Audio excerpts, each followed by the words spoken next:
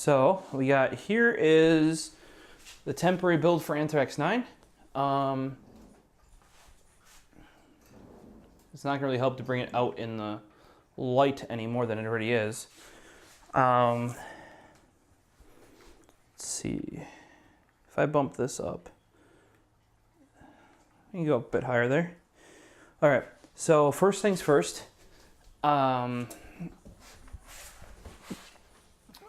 I need to move the 750 Ti back up here to its the secondary slot of the, oh, I bumped something. Let's refocus this thing.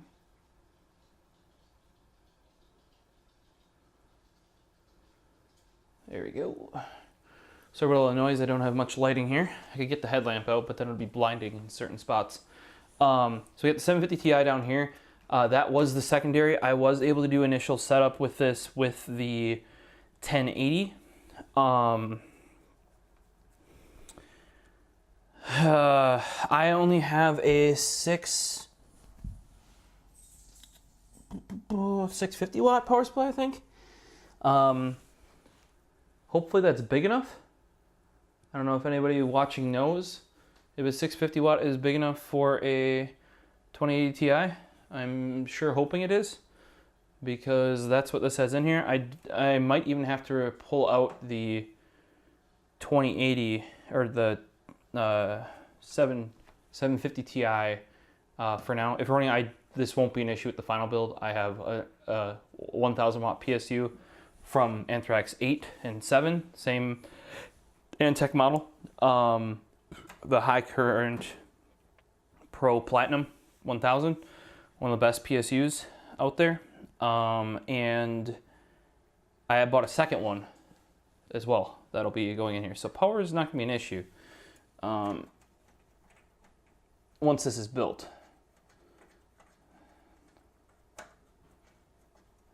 However, until then, I'm just using my extra 650 watt because that was enough for even the 1080 and the 750 Ti. All right. Ah, crap. All right. Here we go, guys. This is my 750 Ti FTW. It does have the backplate because EVGA lets you buy those extra. However, this is actually the FTW backplate, and you see there's this extra black plastic here. They didn't bother. This is the same backplate actually, even though it's the FTW branded one. They didn't bother to extend it for their FTW version, and it should have covered this black plastic. It would look way better, way cleaner. As for the Noctua card, this stems back to, and I have a fairly popular thread on Linus Tech Tips. Actually, back then it was quite popular because this 750 Ti was known for being the best, hands down, 750 Ti, which was big because this is Maxwell Gen 1. So before the 900 series had come out, this was Maxwell. And these per like power for clock, or power, like render power per watt, I should say, were amazing. I did replace my 650 Ti boost, not overclocked. The 650 Ti boost was better, but this was much less power, and it was in my home theater PC. So that's why we went to the lower, about once overclocked, faster card, but much lower power. So this card will oh, I need to take out the screws, that'll help. This card, the reason why it has that Noctua fan on there is because it had fan issues, loud fan issues in that respect, where they ran much too loud. EVGA did put out a firmware update that allowed the fans to run a little bit lower. I think it lowered them, it might have been 40 or 42%, went down to 35, something like that. And still, at max voltage, the 750 Ti, like FTW with max voltage, max current, everything, under full load would not ramp up the fans because they way overbuilt the cooler on it. And the fans were much too, like they were expecting to cool a higher wattage card, essentially. They're from a higher wattage card. Like they probably didn't redesign something, they probably just reused something. But the cooler and fans were considerable overkill for the heat output of the card, and it just ran really loud, even fully overclocked under max load, because the fan just didn't even need to leave idle. And there were two fans didn't leave idle. So I modded on this low profile 92mm fan from Noctua. Everybody on the forums did want me to do double. The thing is even a single one of these can cool the card fine. Yes, it has to ramp up, but it's so quiet that like you don't notice it. Also, it is modded on here without voiding the warranty. Now that doesn't matter because the warranty's well gone. But that was important to me back then, because EVG has this thing where you can mod the card, but as long as you can get it back to how it was, they'll honor your warranty. And I would have had to modify the actual cooler to get dual fans in there and the shroud back on there. I could have easily done it. And it looked clean as hell too. But I didn't because I didn't want to avoid that warranty. Now it's gonna need a water block on there. So how it's gonna be down here, we gotta put the 2080 Ti. Then we have an ROG 10 gigabit network card. I used to have the standard Asus one, but it was red. They use the same chip as the ROG, but the ROG also has a much larger heatsink. It feels much more solid in the hand, which is good because it's gonna be wedged between it. Even though they're water cooled, it's still wedged between a 2080 Ti and a 750 Ti. Then up here we have a 480 gigabyte Optane drive. The 900 series, because 905 didn't exist. Also, the 905 seems to be only in the higher capacity drives. And I picked this up to replace my 950 Pro, which Squeers now has. So, and part of getting the Optane drive was all about the fact that the M.2 drive in here, which is a by 4 slot, uses up my entire by 8 slot, which is my bottom slot. So I might as well use the slot then instead of the M.2. And then for some reason, I don't know if that's fixed now, but it was a significant issue where the M.2 would only run at PCI Express 2.0 speeds, but it was 4 lanes of 2.0 then, taking from what would have been an 8-lane 3.0 slot. So yeah, really just wanted to get away from using an M.2. Also, it has a cover. Even though I cut that out, it overheats because it's like inside the motherboard kind of. That's because the the Sabertooth has armor, which I like. Stiffens the board up a lot. All right, but it does add some compatibility issues. So now we have our off camera here, right there, 2080 Ti. This has got some heft. Oh, and for those who haven't followed Anthrax 9 as a build so far, the case we're working in is a Case Labs SMA 8A.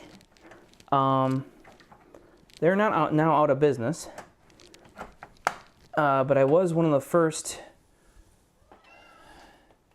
non-sponsored people. I was one of the first, if not the first non-sponsored person to get this. It's finally my ultimate case. I was able to build, sorry if I'm not talking because I am trying to get... See, this is where left-handed people have an advantage. Putting in screws in the PCI slots. Just the way that the angle that you're doing it at.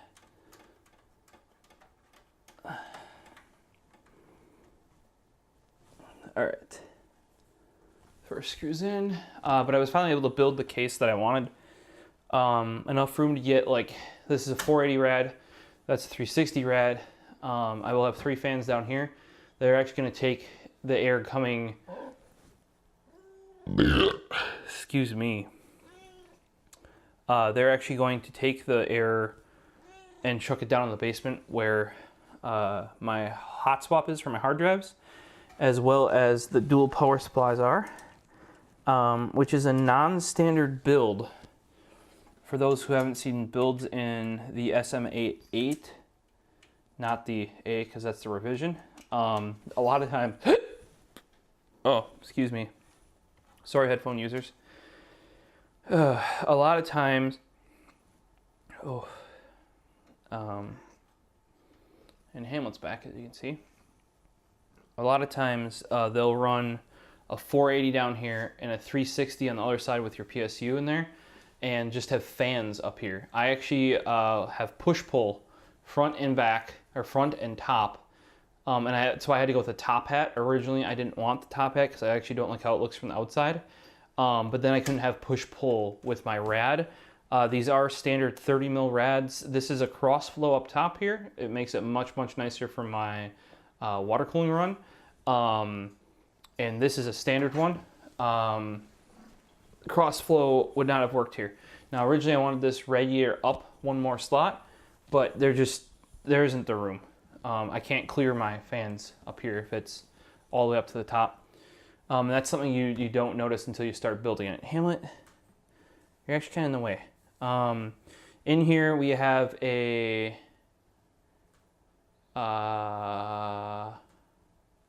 what are we on now?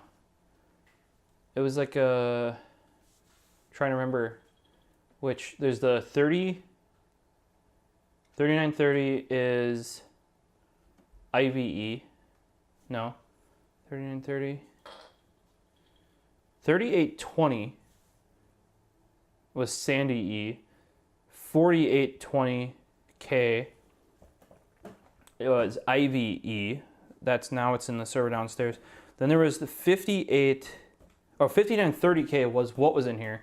Now we have the 6850K. So still 6-core, but 1 gen newer. I actually wanted it more to get the higher RAM speed, but for some reason after updating my XMP profile in the Sabertooth, the Corsair memory now only shows up at the XMP profile for 2133, not the 2400 profile. So I may have to manually key that in. I do have 64 gigs of RAM in here. Right now, none of these fans are on. The only fans that are cooling this are these are all NFF12s. I'm selling them for those interested because Nocto has actually sponsored this build. I mean, I had to pay for some of the fans, but they did help me out with some of the NF A12 by 25s,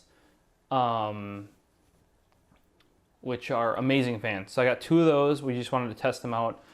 Push-pull on this H60 because I just needed something to run the 6850K on in the meantime. It's fine because I'm not going to overclock it in this state. I just want to make sure all the hardware works. It's kind of like the big thing. We're going to run these 2 8-pins off the power supply here. And I'm going to need to go and find another 6-pin because the 750 Ti still needs that. I think, if for anybody that's watching, I don't know if you can jump to a power supply calculator or something like that, but I think we should be fine at 650 watts with a 2080 Ti and a 750 Ti and all this, because I don't really have any hard drives or anything like that. 650, like it'll definitely be fine just for the 2080 Ti, because I'm not going to be doing OC here on you know, like this setup. I don't have a good enough cooling. Like there's no other airflow in this setup right now. I mean, it'll have tons once it's done, because we'll have I think it's 18 fans Noctua sent me in my shipment. So push pull, so that's 8. Push pull is another 6, so it's 14. We'll have one in the back that is 15, and then 3 more here, that's 18. And it will be configured in, out, down, and this will be covered up. The power supplies down here will be used as the outtake, also the hot swap for the hard drives. It has a little 60mm fan that is set as an outtake, because that way I can pull filtered air from the inside of the case instead of dirty air from the outside. Well, I gotta go find me that cable, so I'll be right back. You can watch this little cute Hamlet here, playing with some cables. Looks like little Philip stopped in while I was downstairs. We're back.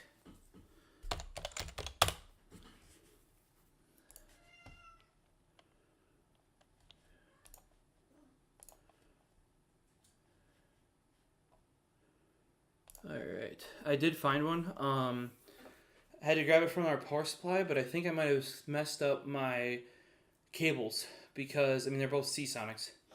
But the 400 watt passive power supply had more PCI Express power than my 650 watt like one with a fan. So I also have in GPPC and in the Pylon is it 550 or 650 watt titanium power supplies that are Seasonic as well. So I have enough cables around here, so that should not be an issue to like steal one. And I know since they're all the same, like Seasonic's kept it the same across all their platforms. We do another 8-pin cable here.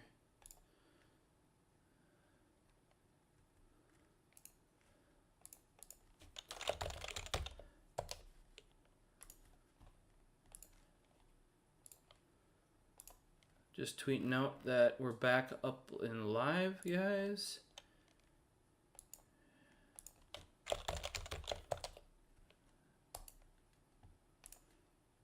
All right. Huge thanks to those of you who are stopping out. All right, let's switch back over to the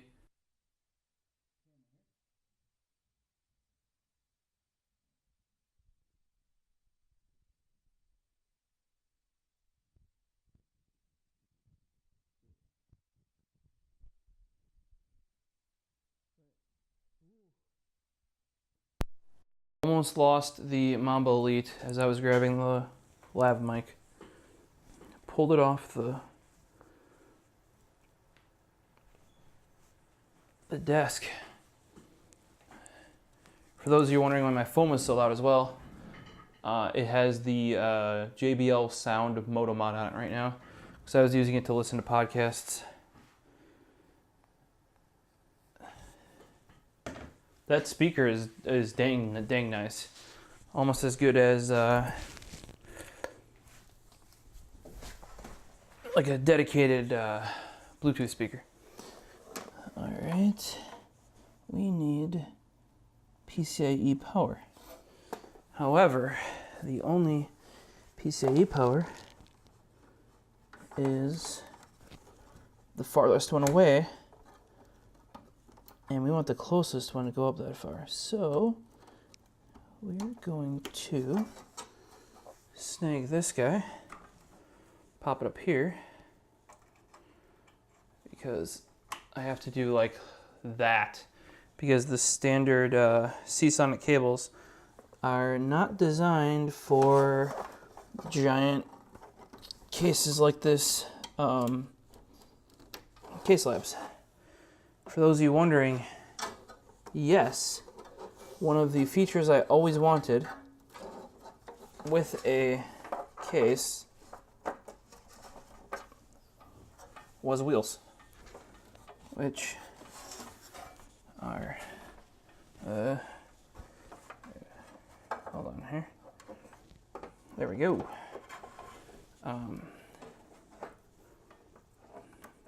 Bada bing, bada boom. There we go. This power supply we have in here is a Seasonic Platinum. It's not as small as the Silverstone Strider series. Those are like known to be really short, full-size ATX power supplies, but it's almost as small. It might have like 10 mil on it, but it's before the G3 EVGAs came out, this was the smallest one besides the Silverstone Strider. We're gonna mute the microphone real quick.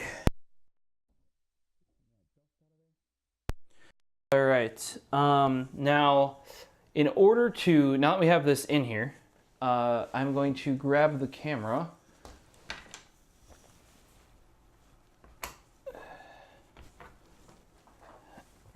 and unplug the microphone. Rip microphone users.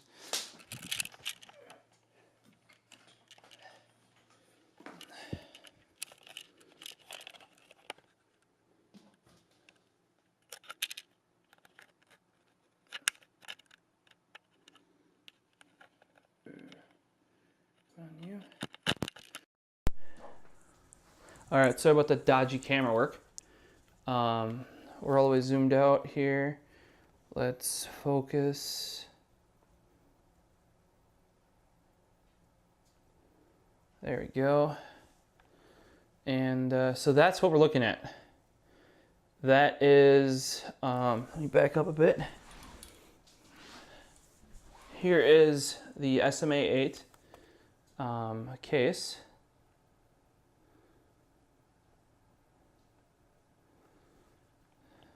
That's Anthrax 9. So we got the SMA8, 480 rad in the top, just test fit, 360 rad in the front, test fit, using the NFF12s. I did actually buy enough NFF12s to fit it, so 18. I did use some from previous builds and stuff like that. But for this, important part is going to be that power supply down there. Which is that Silverstone 650 Platinum. Then up here we got the underneath all that you got a let's see if that helps. All right, that's the maximum I can go brightness wise, guys. All right, so we have a Sabertooth board, Sabertooth X99. Sabertooth has always been my favorite line. All of my main desktops, Sabertooth X58, X79, and now X99. Just really like the balance they offer. And we got a 6850K under there. I don't know what it'll overclock to yet. I have not tried since I picked it off a buddy. We got the brand new 2080 Ti that you guys just saw me put in.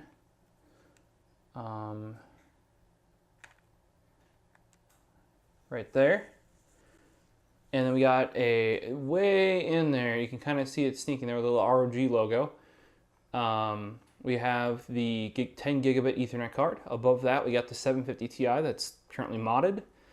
And then we have the Optane drive on top of that. Cooling it, Corsair H60 V2. Not the I series or anything like that. I just happen to have it extra. Two of Noctua's new NF A12 by 25s. They're sponsoring this build. Well, thanks once again to them because 18 fans is a lot. Apparently they quite appreciated the previous versions of Anthrax. We got 64 gigs of standard Corsair Vengeance LPX. Would love to have better memory than that.